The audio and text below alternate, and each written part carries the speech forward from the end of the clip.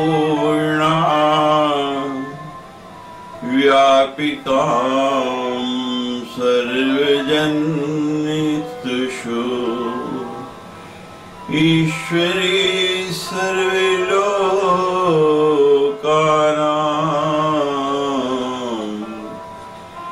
निर्गुणां सगुणां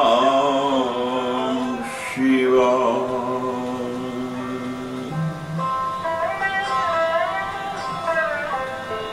शक्ति की उपासना कब से हो रही है? जब से ये सृष्टि बनी, जब से वेद बने।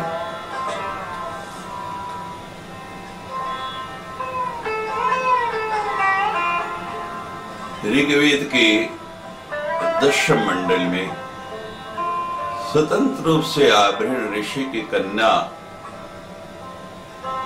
वाग्दे देवी सूक्त की अनुसंधान करते हैं। रामचरितमानस में भी स्पष्ट लिखा है, संभोरन्ति विष्णु भगवान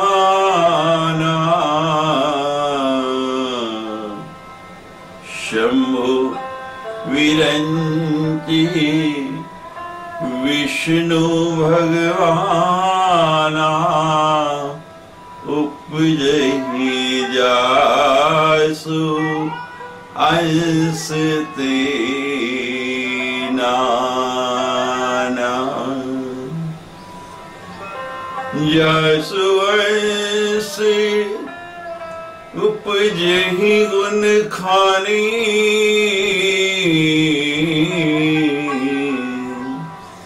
अग्नित लक्ष्य उमा ब्रह्माणी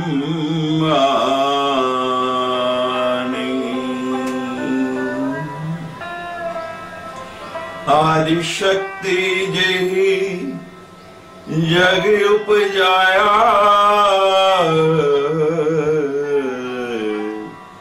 सो अवतरो मोर यही माया।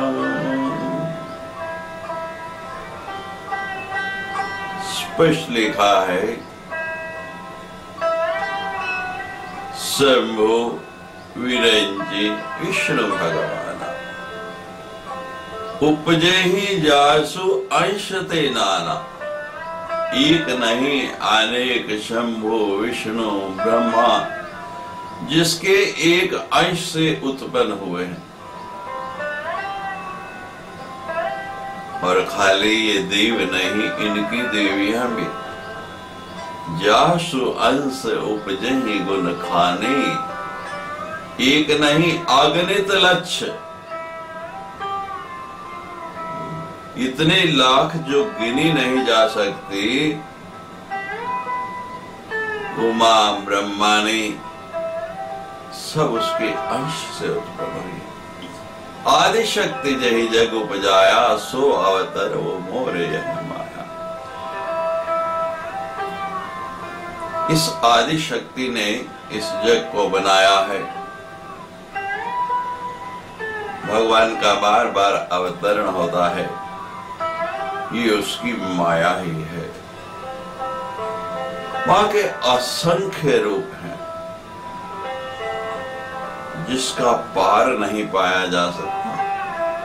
यस्य अंतो न लभ्यते तस्माज्जुते अनंता, यस्य जन्म न लभ्यते तस्माज्जुते अजा, यस्य लक्ष्यम नोपलक्ष्यते तस्माज्जुते अलक्ष्या, एकै सर्वत्र वर्तते तस्माज्जुते एका। एकर ज्योति बहुविधि विभावो। सबके अंदर वही अपना रूप देके प्रकट हो रही है। नवरात्रि है तो नव दुर्गा, 10 महाविद्या, षोडश मातृका, चतुष्षष्टि योगिनी, शत नाम, सहस्त्र नाम, लक्ष नाम, कोटि नाम। सबके अंदर वही तो बसते हैं ना। जितने भी संसार में जीव है, अलग अलग नाम, सब उसी के स्वरूप है। आज चतुर नवरात्रि है। माँ भगवती के चतुर स्वरूप का नाम है कुष्मांडा। कुष्मांडेति चतुर्थकम। कुष्मांड का अर्थ होता है कद्दू।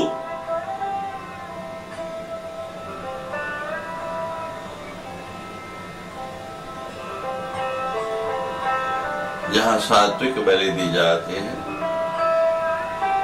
वहां नवमी के दिन कद्दू की बलि दी जाती है।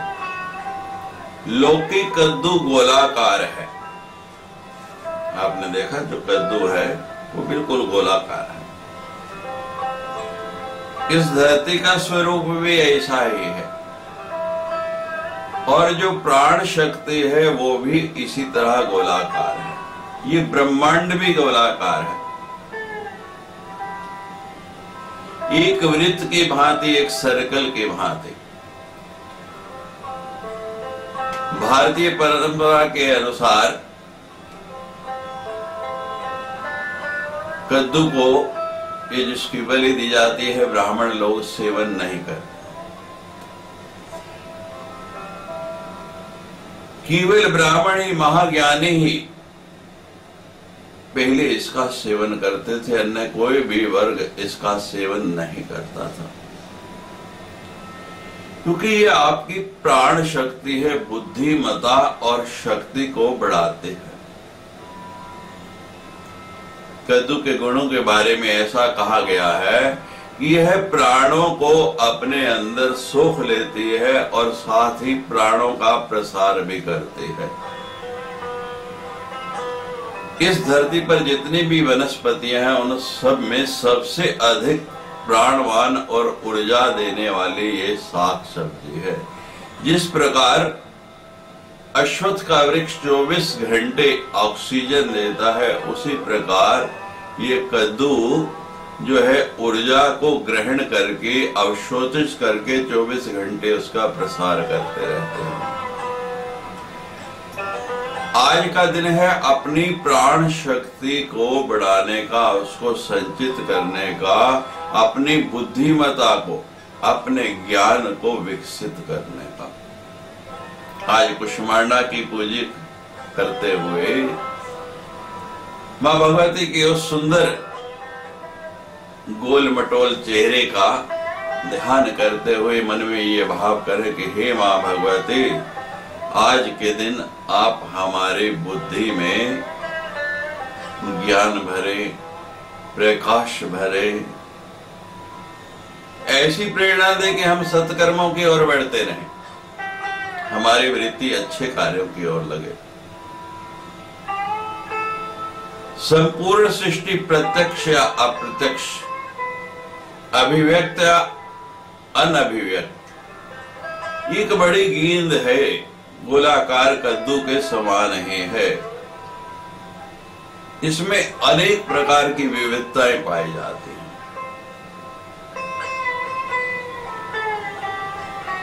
यानी एक ब्रह्मांड के अंदर अनेक प्रकार की विविधताएं आपको देखने को मिलेंगी। के का अर्थ होता है छोटा,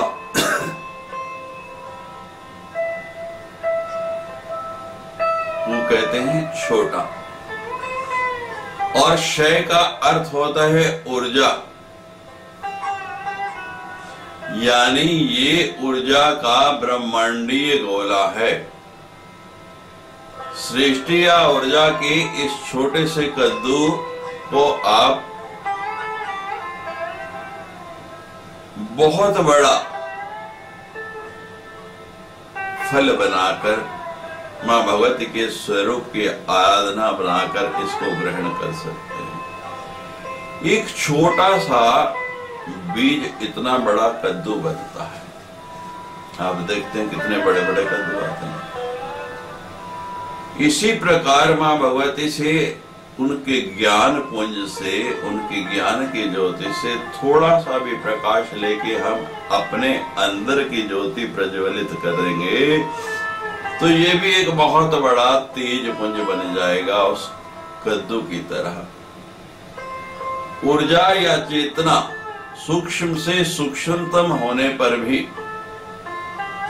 विशाल से विशालतम होने का गुण रखती है।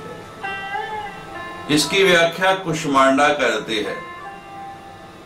इसका ये अर्थ है कि हमारे अंदर प्राण शक्ति के रूप में, उस ऊर्जा के रूप में जो भगवती, जो परा अम्बा निवास करती है, आज के दिन, आज के इस समय में वो उसी तरह प्रकट हो जाए जैसे उस छोटे से बीज में से इतना बड़ा कद्दू प्रकट हो जाता है। कुछ क्षणों के लिए चिंतन में बैठे, नेत्र बंद करके मां की वो सुंदर छवि अपने हृदय पटल पर ले और अनुभव करें कि मेरे भीतर जो प्राण शक्ति है उस बीज में से अंकुरित होके मां भगवती के रूप में ये फल आज चतुर्थ नवरात्रि को मेरे अंदर विकसित हो रहा है, उसका अनुभव करें। मेरे कहने का तात्पर्य यह है कि आप अपनी प्रज्ञा को, अपनी बुद्धि को सर्वोच्चता के शिखर पर ले जाएं। ये कुष्मांडा मां भगवती का वो रूप है कि इसके बीच में हम समा जाए, अपने जीवन की प्रचुरता, बहुतायता और पूर्णता अनुभव करें।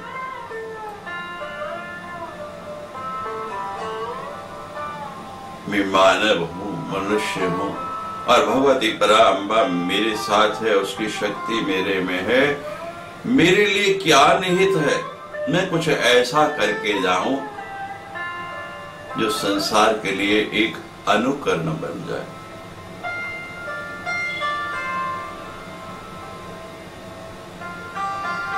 कबीरा जब हम पैदा हुए, कबीरा जब हम पैदा हुए,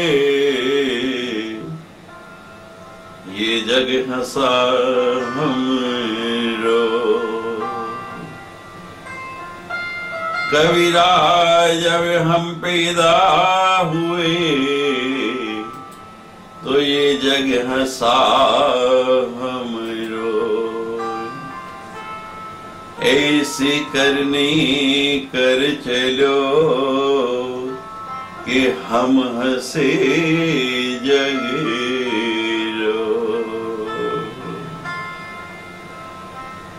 इस जीवन में कुछ ऐसा कर जाए कि आपकी स्मृति सदा की तरह बनी रहे, जैसे कबीर की, तुलसी की, सूरत की, मीरा की। आज का दिन कुष्मांडा की तरह अपने आप को विस्तृत विहद रूप में लेके जाने का। और भगवती की आराधना से ये सब संभव है। आज चतुर नवरात्रि है, जीवन में 4 ही अवस्थाएं हैं।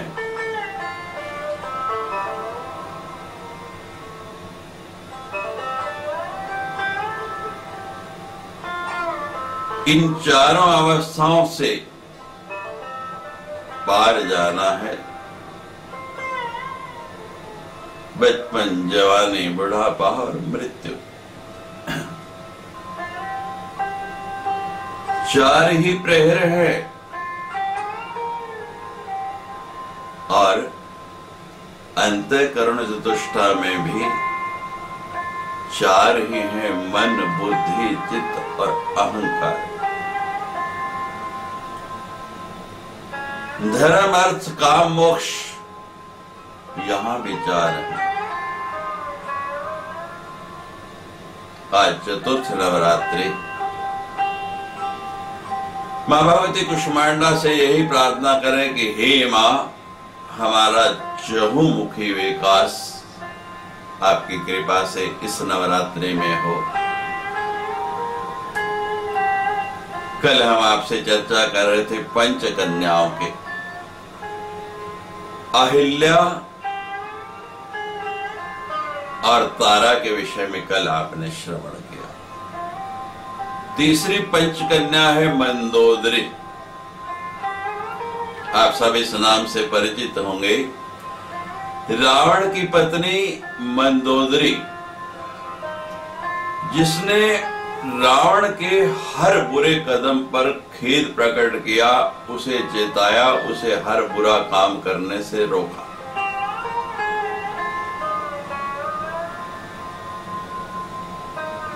देखो, पत्नी सुलक्षणा है तो घर को स्वर्ग बना देगी, और पति कुलक्षणा है तो अच्छे भले घर को नरक बना देगी।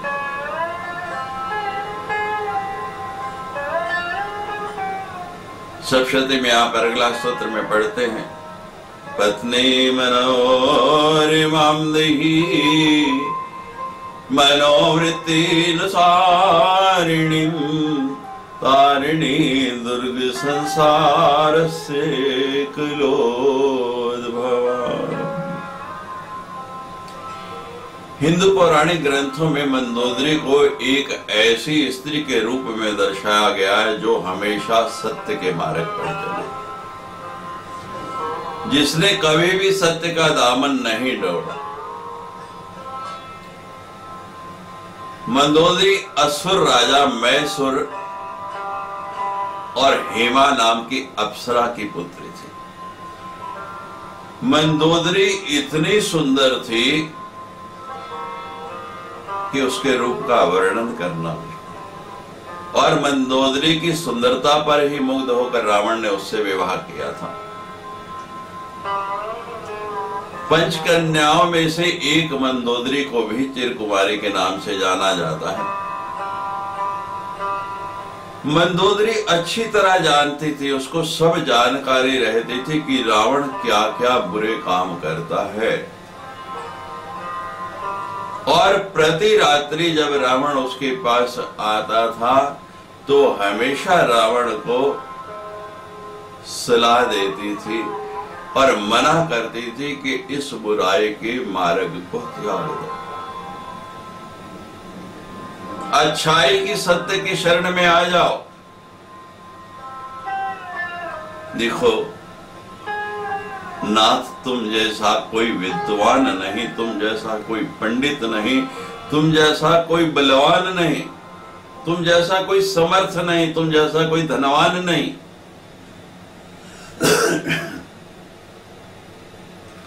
लेकिन रावण को तो अपनी शक्ति का, बल का गुमान था, और इस बल के गुमान के कारण रावण कभी भी मंदोदरी की बात नहीं मानता था। वो लाख मना करे लेकिन करता वही जो उसके मन में आता था।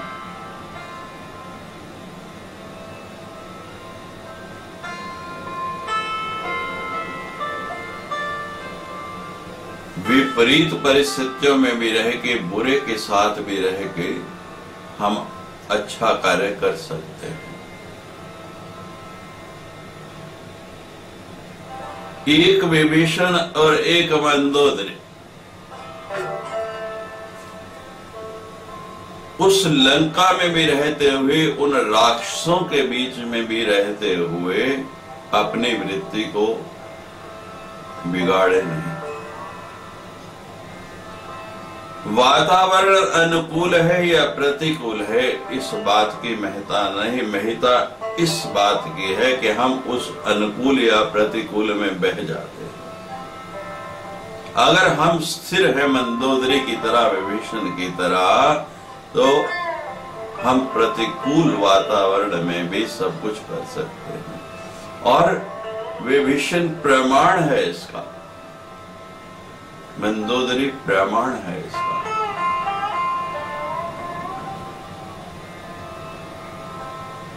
पंचकन्याओं में तीसरी कन्या का स्थान दिया गया। मंदोदरी के चरित्र से हमको शिक्षा लेनी है कि कैसी भी विपरीत परिस्थिति आ जाए, हम अपने मन को स्थिर रखेंगे और सत्य का, सन्मार्ग का दामन नहीं छोड़ेंगे।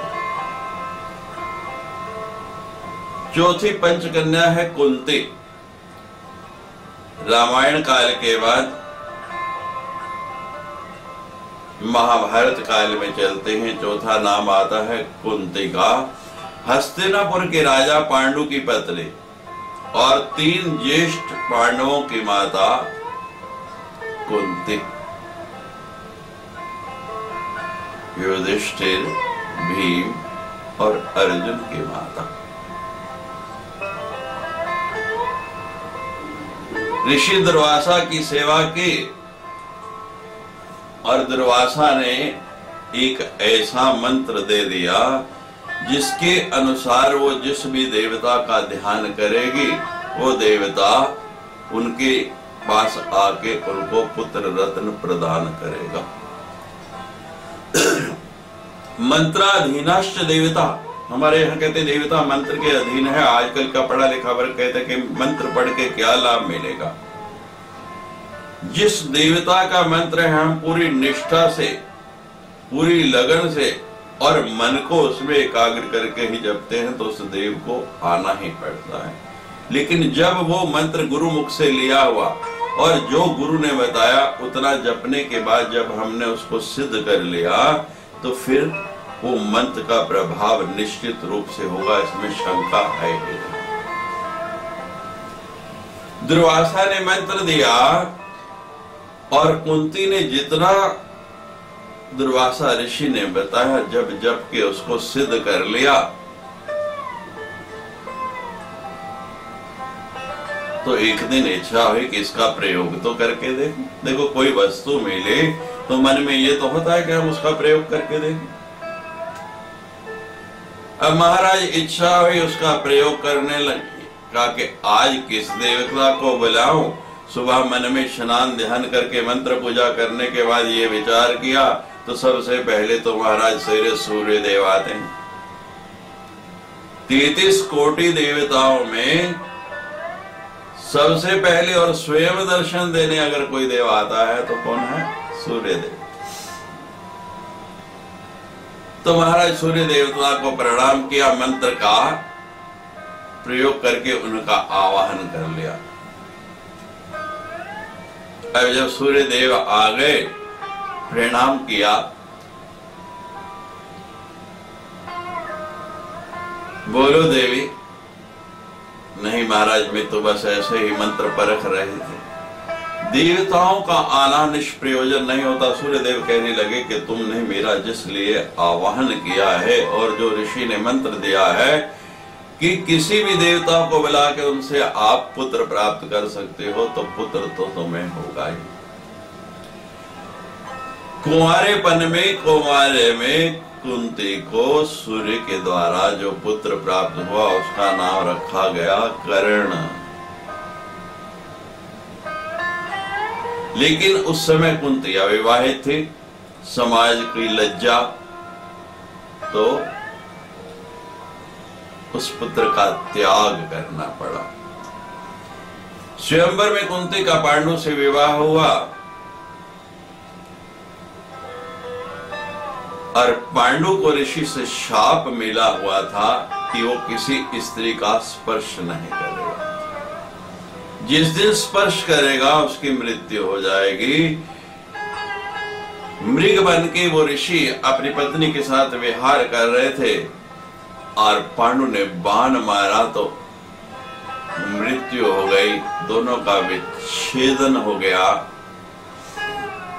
ऋषि ने श्राप दे दिया कि जैसे हमको रमण करते हुए तुमने मारा है, कभी जीवन में जब भी तुम स्त्री के साथ संसर्ग करने लगोगे उसी समय तुम्हारी मृत्यु हो जाएगी। अब संतान हो नहीं सकती, परिवार आगे कैसे बढ़े, पति के द्वारा मिल नहीं सकता। तो कुंती ने फिर उसी मंत्र का प्रयोग करके एक एक करके देवताओं का आह्वान किया। सबसे पहले धर्मराज धर्म को याद किया और धर्म के द्वारा जो पुत्र उत्पन्न हुआ उसका नाम पड़ा युधिष्ठिर। वायुदेव का आवाहन किया, वायुदेव के द्वारा जो पुत्र हुआ उसका नाम पड़ा महाबली भीम। और तीसरा पुत्र इंद्र का आवाहन किया, अर्जुन जैसा धनुर्धर पुत्र इंद्र से प्राप्त किया। अब जब कुंती की 3 संतानें हो गई और माद्री भी जानती है कि पति तो संभोग नहीं कर सकते, तो उसने भी हाथ जोड़ के प्रार्थना की कि बहन मेरे लिए भी कुछ करना। तो पांडु की दूसरी पत्नी माद्री के लिए इस बार कुंती ने आवाहन किया है अश्विनी कुमारों का।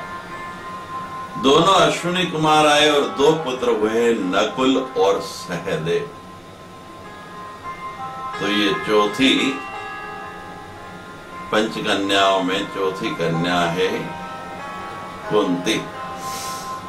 अब 5वीं कन्या, उसके नाम से आप सभी परिचित हैं। 5वीं कन्या है द्रौपदी।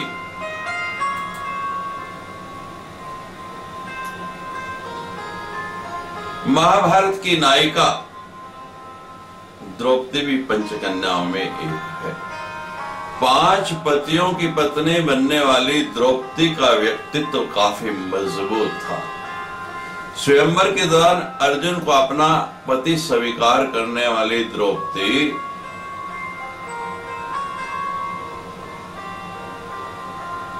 वर्ण तो एक का हुआ ना, लेकिन जब ससुराल में पहुंची और कुंती के पास जाके समाचार दिया कि मां देखो हम बहुत सुंदर वस्तु लाए हैं, तो कुंती जैसे सदा कहती थी उसने कहा कि इनको जो भी वस्तु लाए हैं 5 भाई बराबर बराबर बांट लो। अब क्या किया जाए? मां का आदेश, मां की आज्ञा चाहे अनजाने में हो गई, सब भाइयों ने स्वीकार की। और द्रौपदी से जब कहा तो द्रौपदी ने भी कुंती के कहने पर 5 भाइयों की पत्नी बनना स्वीकार कर लिया।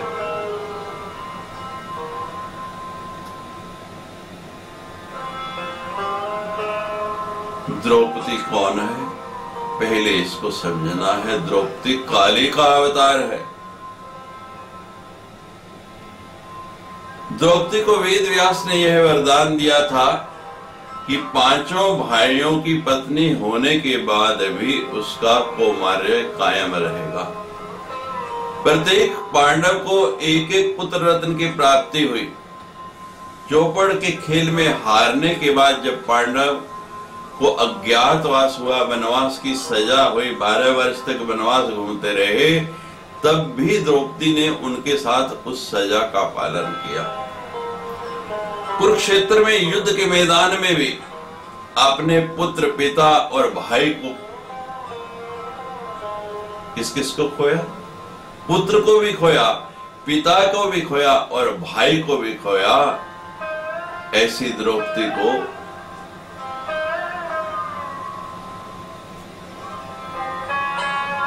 पंचकन्या में 5वां कन्या का स्वरूप कहा गया है।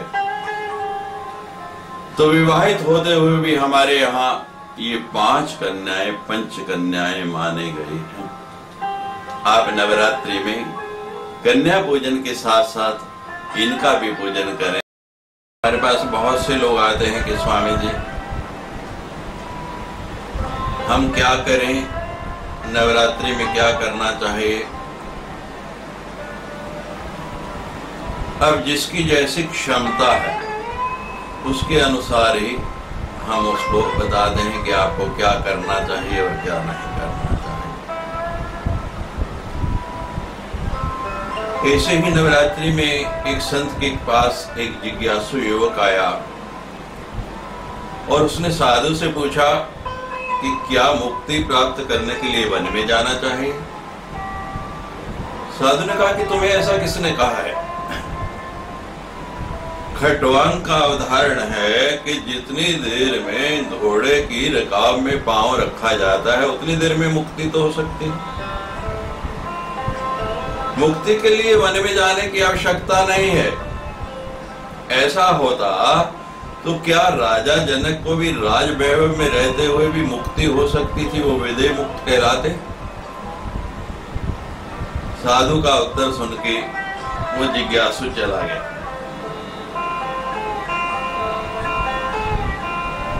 कुछ समय के बाद एक दूसरा जिज्ञासु उसी साधु के पास आया, उसी संत के पास आया और उसने भी वही प्रश्न पूछा। महाराज, मुक्ति प्राप्त करने के लिए क्या गृहस्थी का त्याग करके वन में तपस्या के लिए जाना आवश्यक है?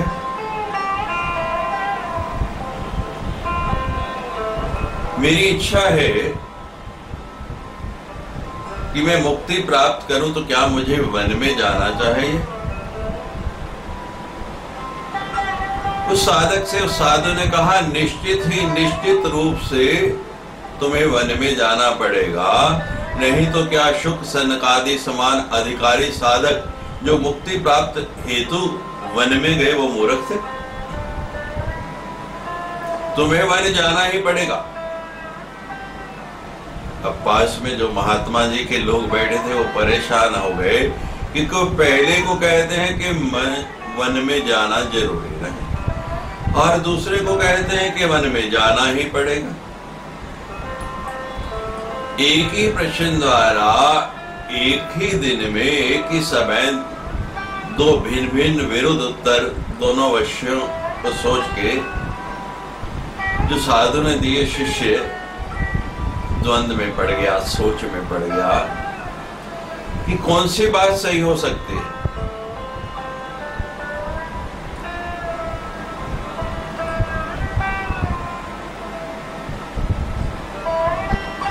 अब उस दूसरे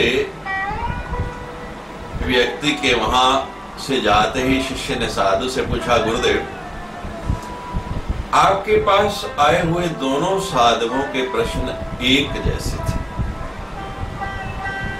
लेकिन एक जैसा प्रश्न होते हुए भी आपने दोनों को भिन्न भिन्न उत्तर दिया। उनमें से सत्य कौन सा है?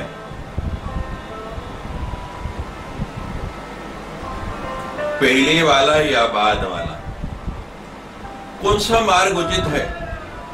इस पर साधु ने कहा कि बेटा, मेरे दिए हुए दोनों ही उत्तर सत्य हैं, दोनों बिल्कुल सही है। मेरे पास जो पहला प्रश्नार्थी आया था उसमें घर गृहस्थी संभालते हुए भी जीवन मुक्ति के लिए आवश्यक साधना करने की क्षमता थी, परंतु जो युवक बाद में आया, घर गृहस्थी बनाकर जीवन मुक्ति के लिए आवश्यक साधना करना उसके लिए कठिन था, इसलिए मैंने उनकी क्षमता के अनुसार उदाहरण दिया। देखिए, आप आजकल विज्ञान का युग है, सभी लोग मोबाइल प्रयोग करते हैं। हर की मोबाइल की बैटरी की क्षमता अलग अलग है, हर की संग्रह करने की स्टोरेज की क्षमता अलग अलग है। किसी में 4 GB है तो किसी में 256 GB है। अब अगर आप 4 GB वाले में 100 GB डाटा रिस्टोर करना चाहेंगे तो हो पाएगा? नहीं हो पाएगा। आपकी मोबाइल की बैटरी की क्षमता है कि वो 1 घंटे चल सकता है और आप उसको 4 घंटे चलाने का प्रयास करेंगे तो वो चलेगा? आप नहीं जानते, सदगुरु जानता है, संत जानता है कि आपके लिए क्या उचित है। अब एक ग्रेजुएट को एक PhD वाले व्यक्ति के बराबर काम नहीं दिया जा सकता। हमारी क्षमता कितनी है?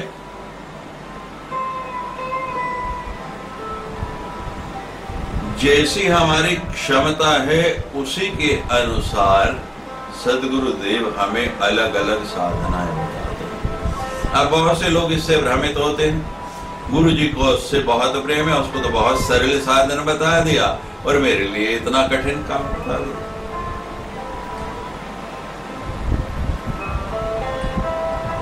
जितनी क्षमता है, जिस चीज पर जितना भार लादा जा सकता है, वो जितना लोड कैरी कर सकता है, उसके अनुसार ही उसको काम दिया जाता है। हमारी जो क्षमता है, सदगुरु वेद वचन विश्वास, जो सदगुरु ने कह दिया उसको निश्चित मानते हुए, उसको विश्वास करते हुए कि मेरे लिए ये काफी है। अभी बालक विद्यालय में गया है, उसको कोई लिपि भी नहीं आती, क ख नहीं आता, ABC नहीं आती, तो उसको सीधी पुस्तकें नहीं दे देंगे। उसको पहले वो क ख पढ़ना सिखाएंगे, ABC सिखाएंगे, और जब वो उसको पढ़ने लगेगा फिर उसको वाक्य याद कराना शुरू करेंगे, शब्द याद कराना शुरू करेंगे। जैसे जैसे हमारी क्षमता बढ़ती जाएगी, जैसे जैसे हमारी कैपेबिलिटी बढ़ती जाएगी, उसी के अनुसार सदगुरु हमें मार्ग बताते जाएंगे। सदगुरु के बताए हुए मार्ग पर शंका नहीं करना। हर व्यक्ति के साथ दो चीजें जुड़ी हैं, बुद्धि और भाग्य। आपके पास बुद्धि है तो आप कुछ भी अर्जित कर लेंगे, कोई भी काम करके आगे बढ़ सकते हैं। बुद्धि से कमाया हुआ धन, बुद्धि से कमाई हुई वस्तु, बुद्धि से जो आपने धन संग्रह किया है वो जल्दी से जाएगा नहीं। लेकिन भाग्य में है तो आज मिल जाएगा, और नहीं है तो जो व्यक्ति भाग्य भरोसे बैठा रहता है कोई निश्चित नहीं। एक बार बुद्धि और भाग्य में झगड़ा हो गया। बुद्धि ने कहा कि मेरी शक्ति अधिक है, मैं जिसे चाहूं सुखी कर दूं, मेरे बिना कोई बड़ा नहीं हो सकता। भाग्य ने कहा कि नहीं, मेरी शक्ति अधिक है, मैं तेरे बिना काम कर सकता हूं, तू मेरे बिना काम नहीं कर सकती। अगर भाग्य में नहीं है तो बुद्धि से भी नहीं मिलेगा।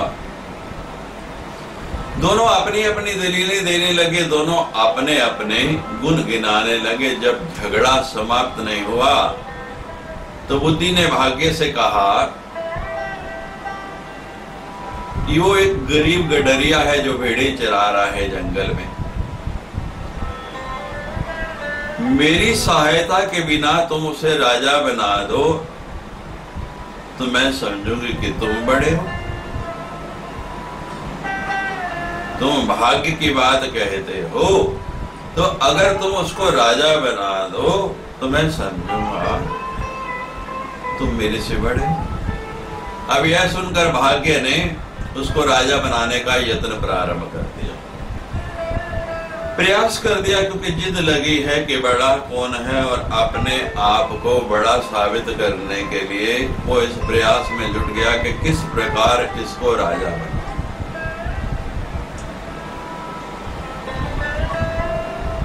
यहां बड़ा बनने का सवाल। संसार में बड़ा बढ़ना चाहिए, हर व्यक्ति को तरक्की करनी चाहिए, आगे बढ़ना चाहिए। ध्यान रखना कि संसार में कितने भी बड़े बनो, लेकिन अध्यात्म में जब आओगे, भगवान के या भगवती के सामने आओगे, मंदिर में आओगे, तो कभी कभी अपने आप को कभी भी बड़ा बनाने की चेष्टा नहीं करना। ये बड़ा बनने की जगह नहीं, यहाँ छोटा बनने की जगह है। ज्ञान वो ही प्राप्त कर सकेगा जो छोटा बनेगा, जो पात्र होगा, जिसमें जगह होगी, और जो भरा है वो ज्ञान प्राप्त नहीं कर सकता। मेरी बड़ी प्रिय कथा है बुल्ले शाह की और फरीद की। बुल्ले शाह फरीद के गांव में गए, बाहर डेरा डाला, दोनों विद्वान थे, सूफी फकीर थे। संदेशा भेजा एक व्यक्ति को कि जाके बता दो हम आए हैं। और संदेशा कैसे भेजा बुल्ले शाह ने? व्यक्ति को कहा कि बताना बुल्ले शाह है। अब जाके बुल्ले शाह ने सूचना दे दी,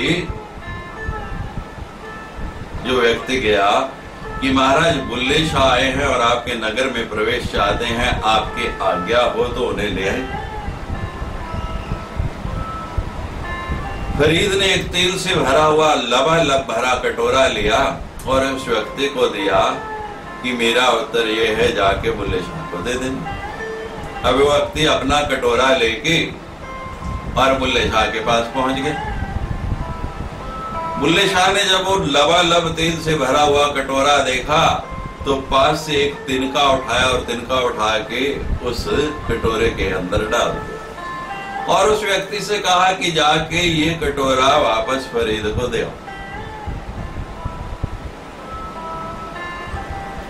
वो व्यक्ति वापस कटोरा लेके आ गया। फरीद को जैसे ही दिया, फरीद उठ खड़े हुए, एकदम खड़े होकर स्वागत के लिए चल पड़े और बड़े सम्मान के साथ बुल्ले शाह को अपने क्षेत्र में लेके आ। अब लोगों की बात समझ नहीं आई। देखिए, संत की भाषा संत ही जानता है, उसको संत ही समझ सकता है, आप नहीं समझ पाएंगे। ये गूढ़ भाषा है।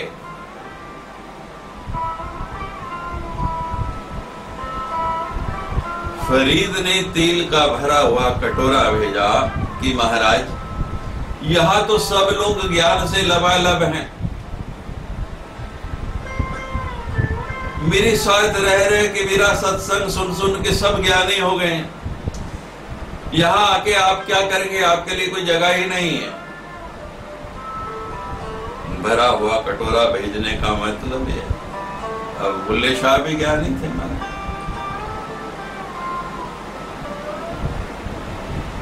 बुल्ले शाह ने एक तिनका उठाया और उस कटोरे के अंदर डाल दिया, वापस भेज दिया।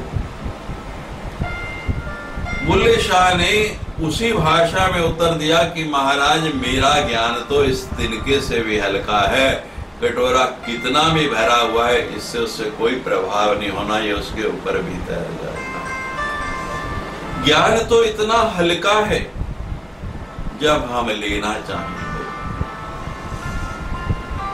बुल्ले शाह ने अपनी बड़ाई नहीं की, बड़े बड़ाई ना करें और बड़े ना बोले, बोल तुलसी ऐसे दास का लाख टका है। अब महाराज उसने प्रयत्न शुरू कर दिया कि उसको कैसे राजा बनाऊं, उस गडरिये को कैसे समृद्ध बनाऊं। उसने एक बहुत ही कीमती खड़ाओं की जोड़ी जिसमें लाखों रुपए के नग लगे हुए थे उस गडरिये के सामने रख दिया। अब गडरिये ने कभी चप्पल भी पांव में नहीं डाली और ऐसी कीमती खड़ाओं जिसमें हीरे मोती जड़े हों उसको पहना, पहन के चलने लगा। और महाराज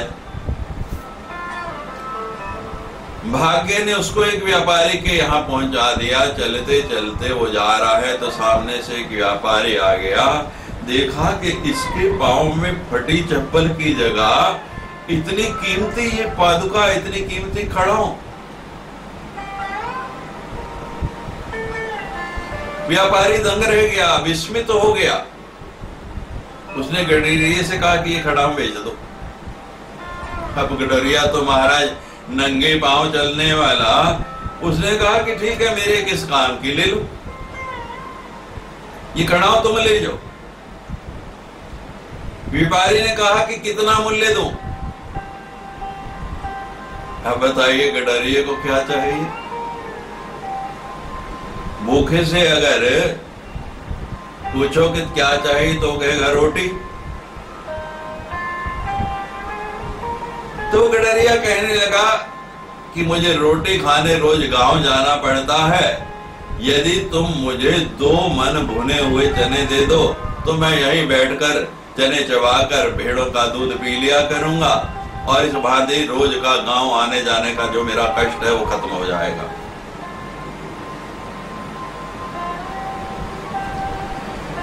उस बुद्धिमान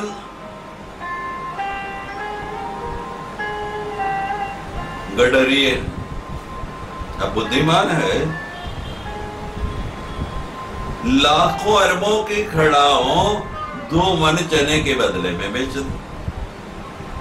जिसके पास बुद्धि नहीं, बुद्धि का विकास नहीं, भाग्य भी वहां कुछ नहीं कर पाएगा। अगर बुद्धि है तो आपका भाग्य स्वयं बनता जाएगा, और अगर आपके पास बुद्धि ही नहीं तो आया हुआ है जो वो भी चला जाएगा। वो अनमोल खड़ाओं जिसमें एक एक हीरा करोड़ों रुपए का जड़ा है, जो स्वर्ण के खड़ाओं हैं, 2 मन चनों के बदले में बेच डाले, ये बुद्धिहीनता नहीं तो क्या है। नवरात्रि की वेला है, काली लक्ष्मी सरस्वती तीनों आपके सन्मुख हैं।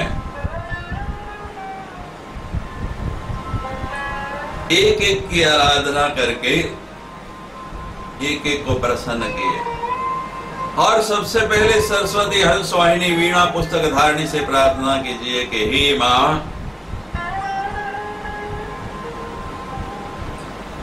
मेरी बुद्धि को जागृत कर दो, प्रखर कर दो। अब भाग्य बड़ा परेशान हुआ कि मैंने तो इसको करोड़ों की संपदा दी और इसने 2 मन चनों के बदले में बेच दी। अब भाग्य ने फिर प्रयत्न किया,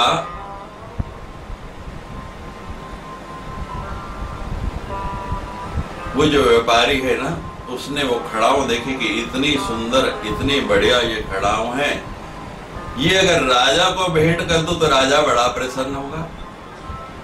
और महाराज वो खड़ाऊ लेके राजा के पास पहुंच गए। जब राजा को वो खड़ाएं भेंट की तो राजा देख के हैरान हो गया, इतनी सुंदर, इतनी मूल्यवान, इतनी कीमती, इतनी अद्वितीय खड़ाऊ तुमको कहां से मिली? मुझे बताओ कि ये खड़ाऊ तुमने कहां से खरीदी, कहां से मिली है? अब वो क्या कहता कि मैंने 2 मन चनों के बदले ली हैं, तो राजा क्या, राजा उसको दंड देता कि नहीं, तुमने एक भोले वाले गडरिये को लूट लिया। व्यापारी ने कहा कि महाराज, एक राजा मेरा मित्र है, मैं उसके पास भी जाता हूं जैसे आपके पास आता हूं, तो उसका जन्मदिन था, मैंने जाके उनको भेंट दी, शुभकामनाएं दी, और महाराज ये खड़ाऊ मुझे उन्होंने दी है, ये उनके द्वारा मुझे प्राप्त हुई है। तब राजा ने कहा कि क्या उस राजा के पास और भी ऐसे खड़ाऊ हैं?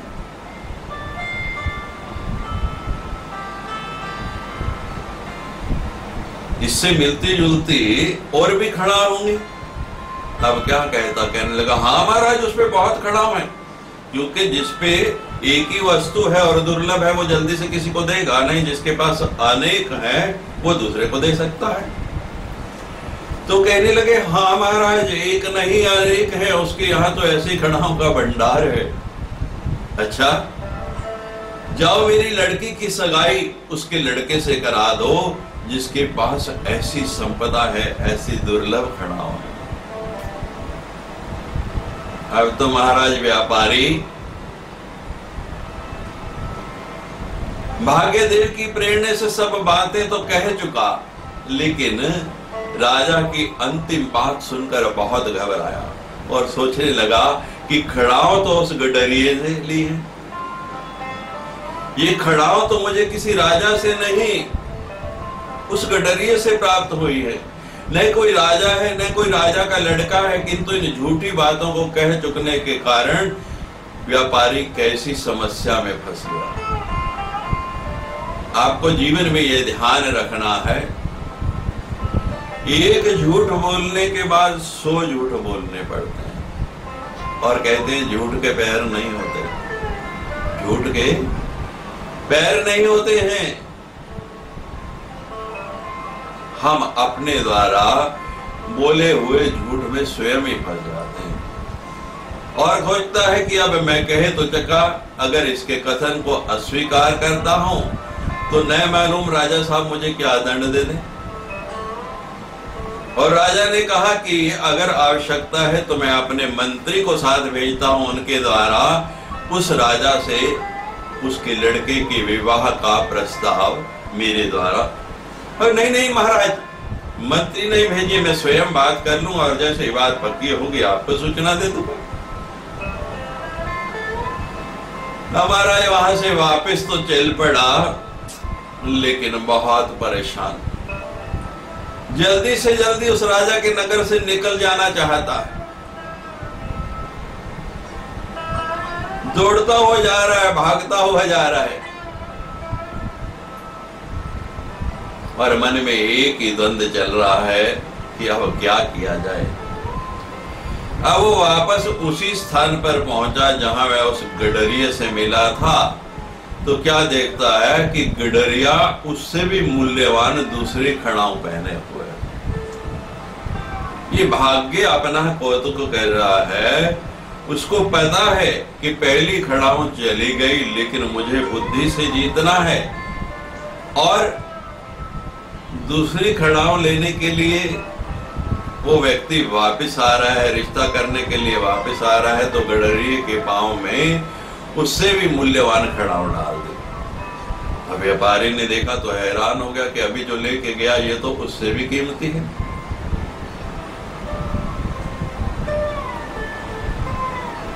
ये क्या लीला है, ये क्या नाटक है, ये क्या कौतुक है, कुछ समझ में नहीं आ रहा।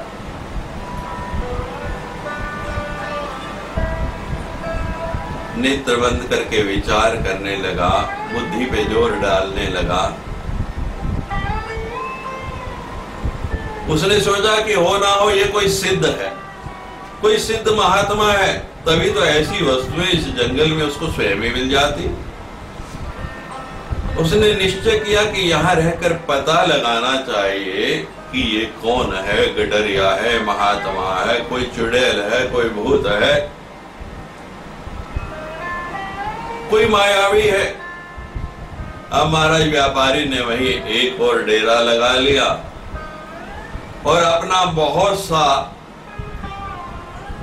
जो सामान उसने लादा हुआ था, व्यापार करने जाता था, कहीं लोहा, कहीं तांबा, कहीं पीतल, कई अन्य धातुएं, वो सब घोड़े खच्चर एक पेड़ के नीचे बांध दिए और महाराज उस पेड़ के नीचे ही स्वयं अपना तंबू डाल के विश्राम करने लगा। रात गई, दिन निकला, धीरे धीरे दोपहर हुई। वही गडरिया जब धूप से व्याकुल होकर उस पेड़ के नीचे आया जहां वो खच्चर बांधे हुए थे, जिनपे तांबा, लोहा, पीतल लदा था, तो महाराज उसने देखा कि वो सारे का सारा जो सामान है, तांबे का नहीं, पीतल का नहीं, लोहे का नहीं, सोने का है। भाग्य ने उस सारे को सोना कर दिया। भाग्य अपना प्रभाव दिखाता जा रहा है। जब व्यापारी ने यह देखा तो सोचा कि जिस व्यक्ति के छू जाने से तांबा भी सोना हो जाता है, उसको राजा बनाना कोई बड़ी बात नहीं, कोई मुश्किल नहीं है। अब मेरे पास साधन मिल गया, अब तो मेरा जो द्वंद्व है वो समाप्त हो गया। मैं इसी को राजा का बेटा बना कर ले जाऊंगा और इसी का विवाह कर दूंगा। ये सोच करके उस व्यापारी ने वो आसपास की जितनी जमीन थी खरीद ली और एक बहुत बड़ा किला बनवाना प्रारंभ कर दिया। एक बहुत बड़ा किला बना दिया, नौकर चाकर रख लिए, सेना की भर्ती चालू कर दी। सब सामान तैयार हो गया, सब तैयारी हो गई तो गडरिये को पकड़ के किले में ले गया। उसके लिए अच्छे अच्छे मूल्यवान वस्त्र बनाए, मंत्री, सेवक, कर्मचारी, नौकर रख दिए। कहा अब तुझे भेड़े चराने की जरूरत नहीं। और फिर उसने लड़की वाले राजा को पत्र लिखा कि हमारे राजा जी ने अपने लड़के के लिए आपकी लड़की का रिश्ता स्वीकार कर लिया। पहले एक झूठ, फिर दूसरा झूठ, अब तीसरा। राजा जी ने स्वीकार कर लिए है। अतः जो भी विवाह की तिथि आप निश्चित करना चाहते हैं वो लिखो, उस दिन बारात आ जाएगी। अब महाराज जवाब भी आ गया, उधर से राजा ने तिथि लिख दी। विवाह का प्रबंध होने लगा, विवाह की सारी तैयारियां होने लगी।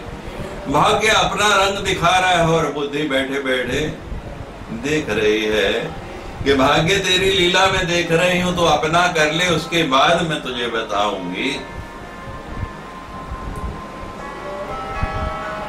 विवाह की सब तैयारियां प्रारंभ हो गई महाराज। एक दिन राजसभा हो रही, सब मंत्री मुसाहिब बैठे हैं। वो गडरिया राज सिंहासन पर तकिया लगाए राजा बना बैठा है। तब गडरिये ने व्यापारी से कहा, भाई देखो बहुत हो गया, बहुत दिनों से तुम्हारे हो, अब तुम मुझे छोड़ दो। मेरी जो भेड़ें हैं वो किसी के खेत में नहीं चली जाए, कहीं मैं मारा ना जाऊं।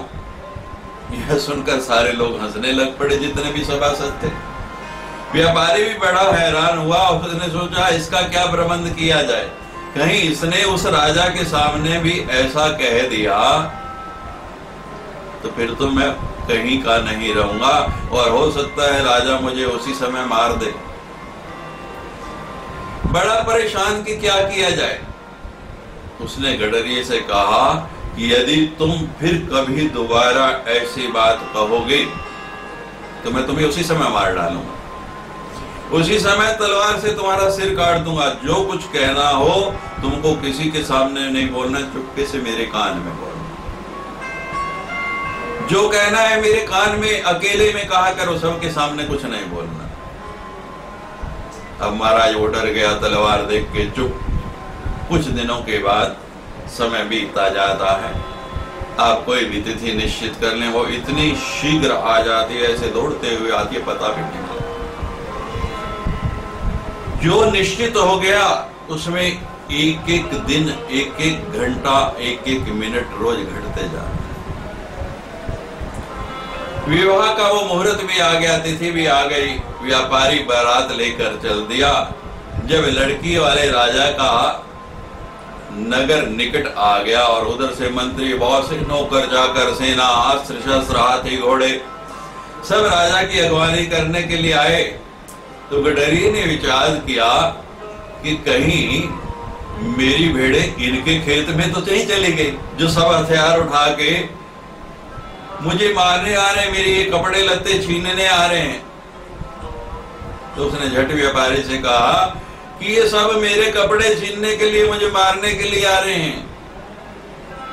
लेकिन कहीं कान में, क्योंकि उस व्यापारी ने कहा था कि अब जो भी कहना है वो बात मेरे कान में कहनी है। उस व्यापारी के अलावा और किसी को मालूम नहीं पड़ा, कोई जान नहीं पाया कि उस गडरिये ने क्या कहा। लोगों ने व्यापारी से पूछा, कुंवर जी क्या आज्ञा कह रहे हैं,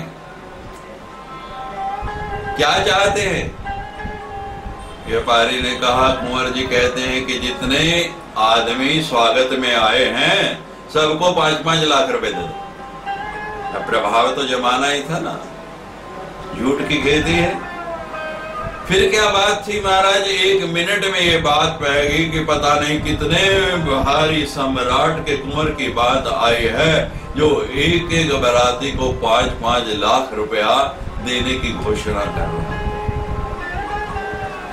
नगर निवासी ही नहीं, लड़की वाला राजा भी घबराया कि मैंने तो बहुत बड़े भारी राजा से नाता जोड़ने का यत्न किया है, अब तो ईश्वर ही मेरी लाज रखे, क्योंकि विवाह संबंध बराबर वालों में ही अच्छा लगता है। अतः उसी दिन उस राजा की कन्या का विवाह उस गडरिये से हो गया। विवाह के पास जब राजकुमारी प्रथम रात और गडरिये के पास 16 श्रृंगार करके आई। नाना प्रकार के गहने पहने हैं, कंकण, पैरों में पायजेब। और महाराज जब वहां उसकी ओर बढ़ी और हर कदम के साथ उसकी झंझनाहट होने लगी, ध्वनि आने लगी, तो वो गडरिया सोचता है कि लगता है इतना सुंदर रूप कोई चुड़ैल है और मुझे मारने के लिए आ रही है। वो झटपट एक दरवाजे की ओट में छिप गया। राजकुमारी ने जब देखा कि राजकुमार वहां नहीं है तो वो दूसरे कमरे में चली गई और उस कन्या के जाते ही गडरिये को विचार आया कि अभी एक चुड़ैल से तो मुश्किल से बचा हूं, न मालूम यहाँ कितनी और चुड़ैलें आए, अतः यहाँ से भाग ही जाना चाहिए। वे सोच रहा था, इतने में एक सीढ़ियां दिखाई दी, जीना दिखाई दिया और वह झट से ऊपर चढ़ गया और वहां से एक छेद में हाथ डाल के घूमने का विचार करने लगा। उसी समय बुद्धि ने भाग्य से कहा कि देख, तेरे बनाने से भी यह राजा नहीं बना, अब यह जल्दी ही यहां से गिरकर मृत्यु के मुख में जाना चाहता है। जल्दी ही इसकी मृत्यु आने वाली है। जब तक बुद्धि आपका साथ नहीं दे, भाग्य भी आपका कुछ नहीं कर सकता। या देवी सर्वभूतेषु बुद्धिरूपेण संस्थिता, नमस्तस्यै नमस्तस्यै नमस्तस्यै नमो नमः। भाग्य आपकी साथ है, उसको बदलना आपकी वश की बात नहीं है। जो भाग्य में है वो मिलना है। भाग्य उससे ज्यादा आपको दे नहीं सकता, देने का प्रयास भी करेगा तो यही स्थिति होगी जो आपने अब इस कथा में सुनी। लेकिन बुद्धि से आप विद्वान बन सकते हैं, धनवान बन सकते हैं, बुद्धि से सम्मान पा सकते हैं। मां भगवती जगदम्बा से यही प्रार्थना करो कि हे मां, हमारी बुद्धि को प्रखर करो, हमारे अज्ञान को दूर करो। इस नवरात्रि में हमने आपका व्रत लिया है, आपकी साधना में रत हुए हैं, और एक बार बुद्धि जागृत हो गई। देखिए, बुद्धिमान व्यक्ति है तो कहीं भी जाके काम कर लेगा। इस बुद्धि के द्वारा बड़े बड़े कार्य हैं। वैज्ञानिकों ने कैसी कैसी खोज की। कोई भी दुविधा आ जाए, अगर बुद्धि आपका साथ देती है तो आप उससे उबर सकते हैं। धन लक्ष्मी तो आनी जानी चीज है, वो सदा आपके पास रहेगी नहीं, लेकिन आपकी इस बुद्धि को कोई छीन नहीं सकता। और इस बुद्धि के द्वारा जो ज्ञान अर्जित करेंगे वो केवल आपका है। संसार की हर वस्तु देने से घटते हैं। आपके पास 100 रुपए है, किसी को 10 रुपए दे दो तो 90 बच गए, 90 में से और 50 दे दो तो 40 बच गए। ये घटता जाएगा। कोई वस्तु है वो भी हम जितनी बांटेंगे उतनी घटती चली जाएगी। लेकिन एकमात्र बुद्धि से अर्जित किया हुआ ज्ञान ऐसा है कि इसको आप जितना बांटेंगे ये घटेगा नहीं, ये बढ़ेगा। नवरात्रि पर्व है, नवरात्रि समय है अपने ज्ञान वर्धन का, अपने ज्ञान को बढ़ाने का। संसार के कार्य ना कभी खत्म हुए ना होंगे, ये ऐसे ही चलते रहेंगे। कुछ समय रात्रि की वेला में एकांत में बैठ के चिंतन करें, हनुमान जी से प्रार्थना करें, भगवती से प्रार्थना करें। कुमति नेवार सुमति के सन, ज्ञानी नाम अग्रगण्यम है हनुमान जी, ज्ञानियों के अग्रणी, बुद्धिमताम वरिष्ठम। जितने भी बुद्धिमान हुए संसार में सबसे वरिष्ठ कौन? हनुमान जी। और हनुमान जी सदा भगवती के साथ हैं। चारों युग प्रताप तुम्हारा है प्रसिद्ध जगत में। त्रेता में राम के साथ, द्वापर में कृष्ण के साथ, कली में सबके साथ, और सतयुग में मां भगवती पराम्बा के साथ। नवरात्रि में दोनों की आराधना करें, क्योंकि जब तक हनुमान जी की आज्ञा नहीं होगी आप भगवती को मिल नहीं सकते। होत न आज्ञा बिन पसारे। आजकल चौकीदार की बहुत चर्चा हो रही है, जगह जगह चौकीदार शब्द पर प्रसार और उसका विरोध दोनों हो रहे, लेकिन हनुमान जी तो सबसे बड़े चौकीदार हैं। राम द्वारे तुम रखवारे। और हनुमान जी मान गए तो सारे मान गए। एंट्री तभी मिलेगी जब हनुमान जी चाहेंगे। मैं नहीं जानता, मुझे नहीं पता, शोर मचा रहे हैं चौकीदार चोर है, आज तक सुना नहीं। लेकिन ये जो हमारा चौकीदार है राम जी के द्वारे, भगवती के द्वारे, ये चोर नहीं है। और महाराज सब चौकीदार जितने भी ऑफिस में आप जाएं सुविधा शुल्क मांगते हैं, लेकिन हमारे हनुमान जी नहीं मांगते, वो भी सुविधा शुल्क मांगते हैं। लेकिन वो नहीं जो आप कहते हो। राम के दरबार जाओ तो कहते हैं एक बार राम राम बोल दो, और भगवती के दरबार आओ तो कहते हैं एक बार मामा बोल दो, और इतने सही आपको एंट्री मिल जाती है। ये सरल सुलभ समय बार बार नहीं आता है। 6 मास बाद नवरात्रि, जो 6 मास बाद में नहीं कर सकते वो वार्षिक नवरात्रि जरूर करें। आज चतुर नवरात्र पूर्ण हो रहा है। कल पंचम स्कंद माते थी, स्कंद माता का नवरात्र, उनकी आराधना बड़े प्रेम से मां भगवती की ज्योति जला के अंतर में उनका प्रकाश करते हुए, कन्या पूजन करते हुए इस नवरात्रि में मां भगवती को जितना प्रसन्न कर सकते हैं उतना कर लीजिए। आपका जीवन सचमुच आनंद